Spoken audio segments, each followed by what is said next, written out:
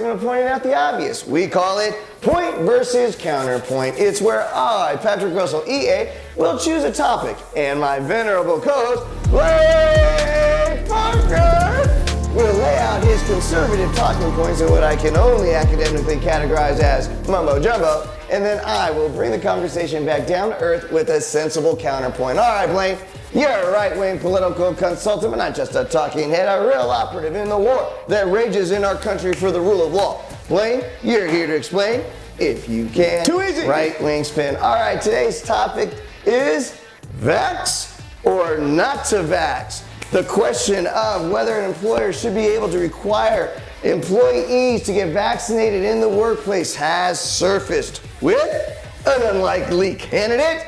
The NFL Buffalo Bills wide receiver, Cole Beasley, had decided to use his social media forums to come out publicly and state that he is not going to follow NFL protocols and that he is not going to take and get vaccinated with the COVID-19 vaccination. Now, he says that he would rather retire from the NFL as a setup millionaire, of course, before he would bend his personal beliefs to the will of the NFL, regardless of what effect those personal beliefs will have on others. What others, you ask? Yeah. Well, his own team has a squad of 50 players, and they're all crammed into one single locker room. Now, plush? Oh yeah, but it's still one locker room where you're touching the same walls, pooping in the same toilets, and using the same massage tables as the next sweaty, naked guy. Word to the wise, keep your jokes about happy endings to yourself. Just ask Deshaun Watson. Cole Beasley plays a game that takes place in a stadium that can hold up to 70,000 people. He also plays a game where he sheds blood, sweat, and tears on every play. And I don't even want to bother talking about what a young, rich, famous NFL star comes into contact with off the field. Blaine, is my question to you, is there any reasonable explanation at all for an employee to not fully support and adhere to proven public safety measures, which are only in place to make the workplace safe to go again? Your thoughts? Thank you, Brother Pat. Cole Beasley, I support you. I myself, being a financially secure, private insurance having, and a general disdain for others having American, I proudly stand by Cole Beasley and his perfectly legal right to tell all of y'all to kiss his grits.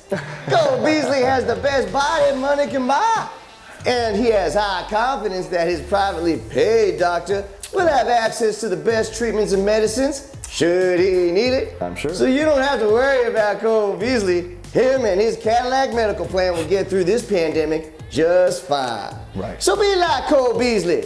Get back to work, y'all. There ain't nothing to worry about. Trust that body, that one you've been treating like a temple this whole time. You know, right? There ain't nothing to worry about, people. Remember, it's not about the job. It's about the business of living. Remember the great words of Andy Dufresne. Right. You either get busy living or you get busy dying.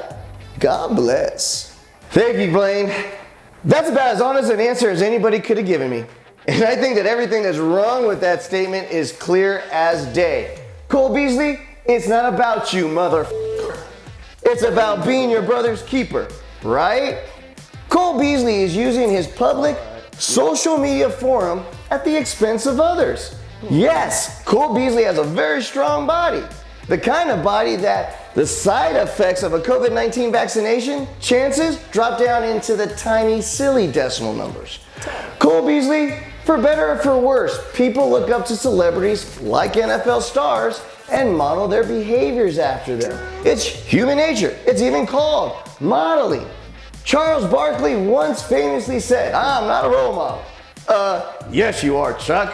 The moment you cash that endorsement check on your brand, including that TV ad, you knew what I do matters. What I wear matters. What shoe I wear matters. Shoot, in certain circles, it still matters what kind of drugs you do at parties. Present company excluded, of course. So Cole Beasley, I need to say this to you loud and clear. Stop living in your, and I can't believe I'm saying it, but it's true, Stop living in your white privileged world. See, amigo, you're gonna get through this pandemic just fine. But the rest of us, including the stadium maintenance crew, could use a little help. How about it?